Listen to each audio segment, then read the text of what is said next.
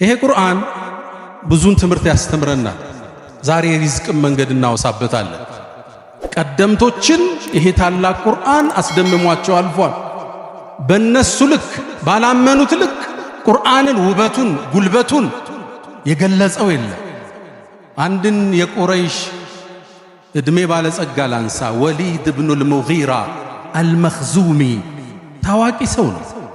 የተሰጠው ሀብት ከጣኢፍ እስከ ሻም በሁሉም የመካ በሮች ይገባ ነበር። ማለን መምዱዳ አላህ እንዳለ የተከበሩ ልጆች አሉት። በእድሜ ባለጸጋ ነው። ታዋቂ ገጣሚ ነው። አላህ ሁሉን ሰጠው። ምድር ላይ ዕውቀትም ሰጠው፣ የግጥም ችሎታ ሰጠው። ለፈተና ግን አንድ ያቀረበ ነቢዩ ዓለይሂ ሰላቱ ወሰላም ሰለላሁ ዐላ ረሱሊላህ ቁርአን ሲቀሩ ጆሮው እንዲነካው አላህ አደረገ። ሐሚም ተንዚሉል ኪታብ ሚነላሂል ዐዚዚል ዐሊም ጋፊሪ ዘንብ ወቃቢሊ ተውብ ሸዲዲል ዒቃብ ዘጠውል ላ ኢላሃ ኢላሁ ኢለይሂል መሲር። ቁርአኑ ማረክ። ቁርአን መግነጢሳዊ ኃይል አለ፣ ይስባል። በተለይ ግጥሙን ስታቀው፣ የሥነ ጽሑፉ ችሎታ ሲኖርህ፣ ነሕውን ኢዕራቡን ስታቀው ማዕናው አያልቅም። በጣም ተማረከ። ይሄንማ ከሰማ ለሐጅ የሚመጣው እንግዳ ሊሰልም አይደል? የቁረይሽን መሳፍንት ሰበሰባቸው። እናንተ ሰዎች ሆይ ይሄ ቁርአን ሐጅ ሊያረጉ የሚመጡ ሰዎች ከሰሙት መስለማቸው ነው። ቃላችን ተለያይቷል። ቃላችን አንድ እናድርገውና ለሚመጡት ተመሳሳይ ቃል እንንገር፣ በመሐመድ እንዳያምኑብናል። በእርግጥም ፀሐይን በእጃቸው ለመጋረድ ተወያዩ። ከዛ አንዱ ተነሳና ምን ችግር አለ ሲሕር እንበለው አለ። ይሄ ቁርአን ድግምት ነው እንበል፣ ሰው ይማርካል፣ ልብ ይስባል። አይ ይሄማ ሲሕር አይደለም አለ። እኛ እኮ ሳሒሮችን እናቃቸዋለን፣ ደጋሚዎችን። ላ ሚን ነፈሲሂ ወላ ዐቅዲሂ። ይሄ ገመድ እየቋጠሩ ይነፉ ነበር፣ እፍፍ ይላሉ።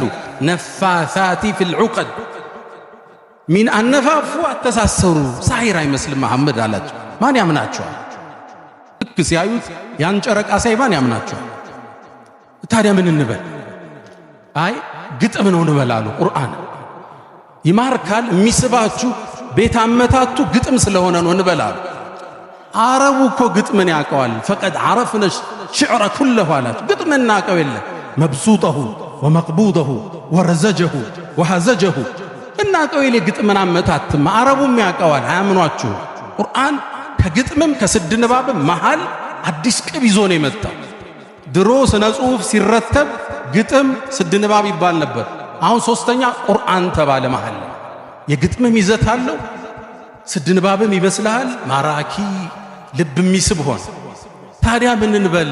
አብዷል እንበላል። ይሄ የሚለፈልፈው ወሒ መጣልኝ እያለ አብዶ ነው እንበላል። ፈቀድ ዐረፍነ አልመጃኒን እብዶች እናቃቸው የላል። ወላ ቢወስወሰትህ እንዲህ ማያቀባዥረው ነገር የለው። እንዴት ሰው ያምነና? ያን ግርማ ሞገስ አይቶ እንዴት እሱን አብዷል ይለና? ታዲያ ምንድነው የምትለን አሉ። ማዛ ነቁሉ ያ አባ ዓብድ ሸምስ። ምን እንበለው ታዲያ? ሐየርተና አዋለልከን እኮ አሉ። ከዛ እሱም እንዴት የሚናገረው ቁርአን እኮ ከባድ ነው። ወኢነ ሊከላሚሂ ለሐላዋ ንግግሩ እኮ ጣፋጭ ነው። ወዓለይህ ጠላዋ ላዩ ጸዳል የለበሰ ነው። ወኢነሁ ለሙግዲቁን አስፈሉ ወፈርዑሁ ለጀና ስሩ የጠለቀ ላዩ የዘለቀ። ሸህ መሐመድ ሐሚድን ነው የተዋስኳት ይችን አማርኛ። ስሩ የጠለቀ ላዩ የዘለቀ።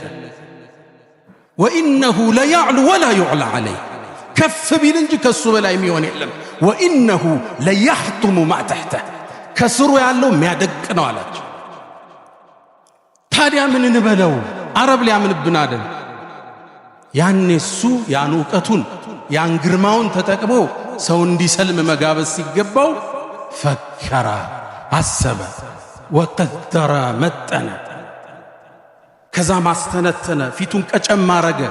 እነሱ ይጠብቁታል በጉጉት ተከተሉ ቢላቸው ሊከተል ነው። ተመለሰና አንድ ቃል አላቸው። አይ ድግምት ነው እንበል፣ ባልን ከሚስቱ የሚለይ ልጆችን ከአባታቸው ሚለይ ያሰለመ የሚወስድ ድግምትን በላል። አርረሕማን ይህን ስብሰባ ሚያየው አላህ ተቆጣ። እስከ የውመል ቂያማ ቁጣውን ገልጾ አንቀጹን አወረደ።